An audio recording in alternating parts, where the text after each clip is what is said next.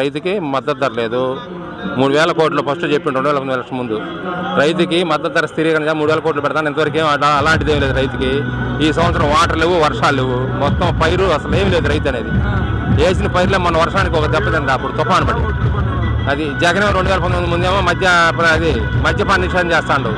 మధ్య ఆంధ్రప్రదేశ్గా ప్రతి ఊళ్ళో 10 బెల్ట్ షాపులు తక్కువ లేవు. ప్రతి చోట ఆడవాళ్ళ తాలి బొట్లు తెచ్చుతుండు. మద్యం తాగి అదేంటి అమ్మఒడి అట్లా అయ్యబుడ్డికి పోతున్నాయి. అమ్మఒడి వేసే 13,000 అయ్యబుడ్డికి పోతున్నాయి. ఆయన వేసేది ఏమీ లేదు. 15,000 అన్నాడా, ఇప్పుడు 13,000 ఇస్తుంది సంవత్సరానికి. అది ఎంతమంది అంతమంది ముందు అన్నాడు. ఒక పిల్లగాడికి ఇస్తుంది ఈరోజు.